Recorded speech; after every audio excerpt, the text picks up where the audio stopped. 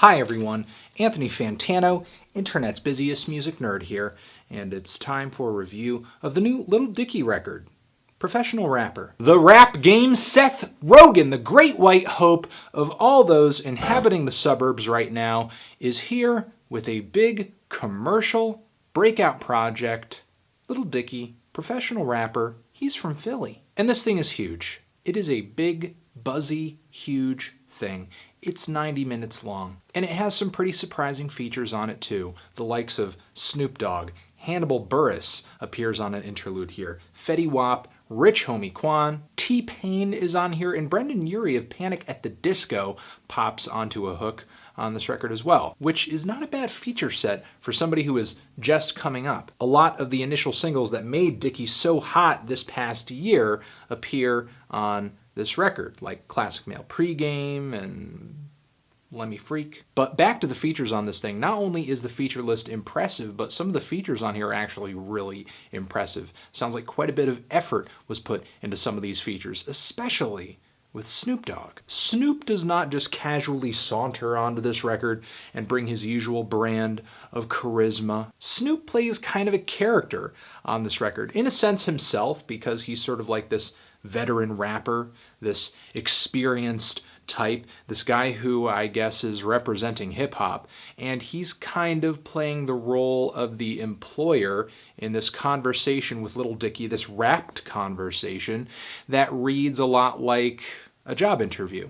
Professional rapper. Get it? And it's impressive, this back and forth, the amount of effort that went into this track. And Lil Dicky, when he's rapping, he goes into his background, what music he's trying to make, how he's trying to change the game, the demographic of people that he's trying to shoot for, his sense of humor that pops up in his music. I like the level of detail on this song. It sounds like a lot of effort was put into it. However, when you get down to the nitty-gritty of what is said on this track, and Lil Dicky essentially kind of making the case for himself, and it ends with Snoop Dogg giving him the job. However, from the standpoint of a listener, from a hip-hop fan, Lil Dicky did not really make his case. Lyrically, I think this is the kind of track a guy like Hopsin would make if he were born to different parents and was trying to get into the hip-hop game, but was crushed by white guilt. The very notion that Lil Dicky is going to change the game with this music, which he pushes on this track, that he's going to change the game, that he wants to change the game, that he wants to provide a different message, a different point of view that is going to alter the history of hip-hop in some kind of way. To advance that idea, it's just preposterous. It really is. At the very least, disingenuous. Like, Lil Dicky knows how BS that statement is, but yet he's saying it anyway. And it's not like we've had a shortage of game-changing albums over the past 5 years. My Beautiful Dark Twisted Fantasy, Flockavelli. We've had Good Kid, Mad City, as well as To Pimp a Butterfly, and Triple X. Live Love ASAP, Run the Jewels. We've also had cultural phenomenons like Odd Future, as well as freaking Macklemore. These are examples of game-changing things, of things that at least come close to changing the game, if not changing the game. Lil Dicky, I don't understand how he's thinking of changing the game with this record, because all he's really doing with the music here is engaging non-rap fans with the most surface-level content imaginable. Now, there are some moments on this record where Dicky does draw up a good song. The song Save That Money, for example, which has Fetty Wap on the hook, really big chorus on this track, and it's catchy. It's got kind of a DJ Mustard-inspired instrumental, and lyrically, it's pretty cute, it's pretty funny, kind of takes that same sort of save your money kids vibe that Macklemore's Thrift Shop does, but I don't know, with a catchier, more updated, more current, more trendy aesthetic. The song Who Knew as well, I thought was really catchy, and I think this is the one moment where Lil Dicky's message actually matches up with the quality of the song. I mean, this track is sort of about who knew that Lil Dicky had this talent, had this songwriting ability, had this ability to sort of capture the ears and the hearts of hip-hop listeners and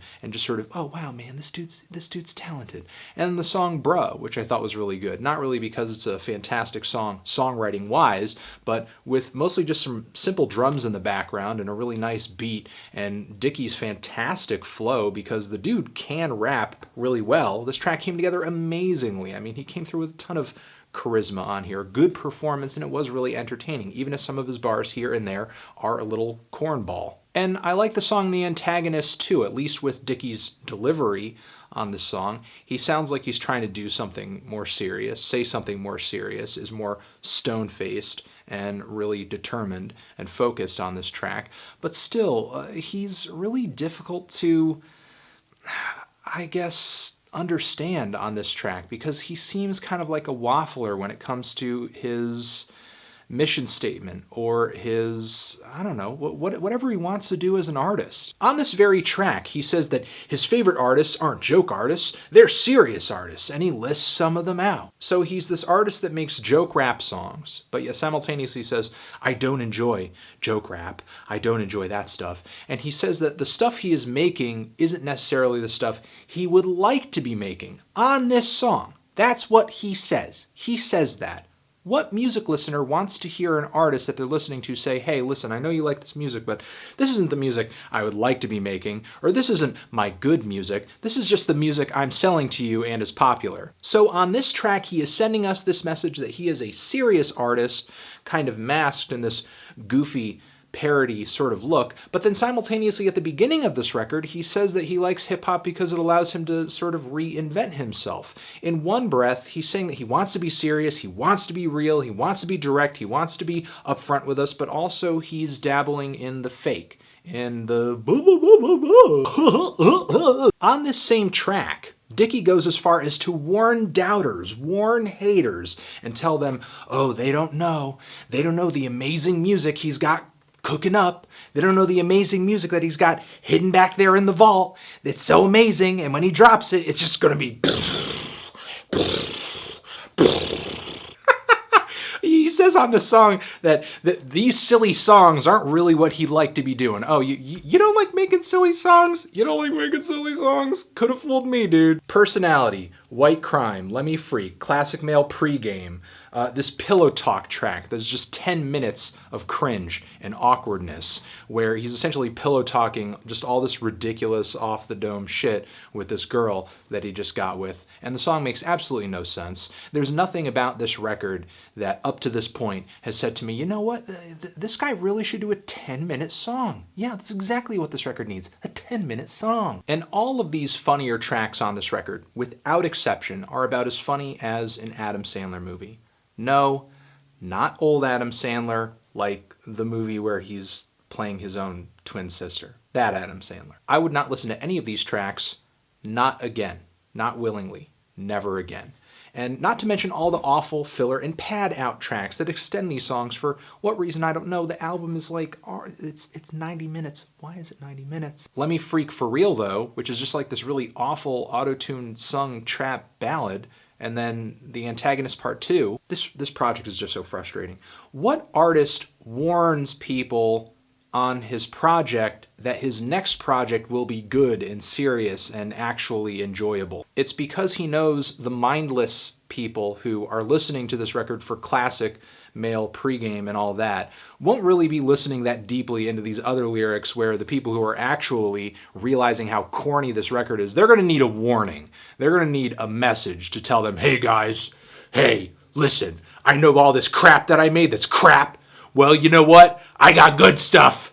I got good stuff. Well, if you do, it's not on this record. And I can appreciate an artist putting out a great record after a bad record. I can appreciate being on the wrong side of history, but if that's going to be the case with me and Lil Dicky, it's not going to be on this project. This album is essentially an overinflated novelty record. Some novelty hip-hop over here is really what it comes down to. It's a silly little joke record.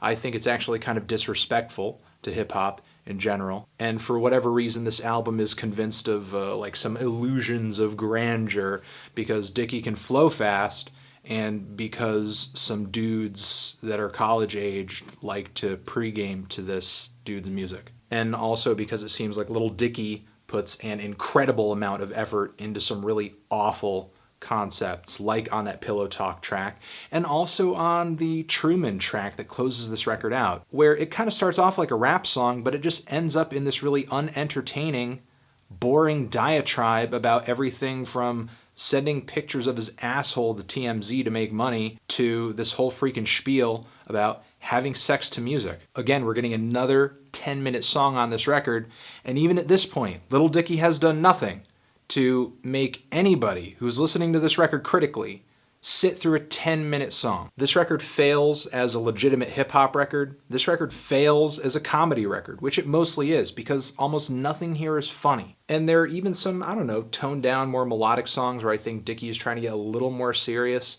on here, that a few of the funnier tracks on here, a few, maybe like just the song White Crime, could have made for a decent Lonely Island song. There's really nothing else I could say nice about this record. It's just really obnoxious to listen to. Again, not funny. The production's okay. A few of the songs are decent. And I think Lil Dicky, in a weird way, has at least some kind of potential. I mean, the technical ability is most certainly there, but the message and the philosophy that this record sends is absolute trash. I mean, he's telling us that he's serious in one breath, but yet he's just making a bunch of ridiculous pap when he's not telling us how serious he is and how much great, awesome, serious music he's got hidden away in the vault somewhere. Which, I mean, I'm excited. I'm excited for the day it actually sees the light of day, because then that might actually be a record worth listening to. I'm feeling a strong 1 to a light 2 on this thing. Transition. Have you given this record a listen? If you have, what did you think of it? Did you love it? Did you hate it? Why? What do you think I should review next? And that's it. Anthony Fantano, music, review, forever.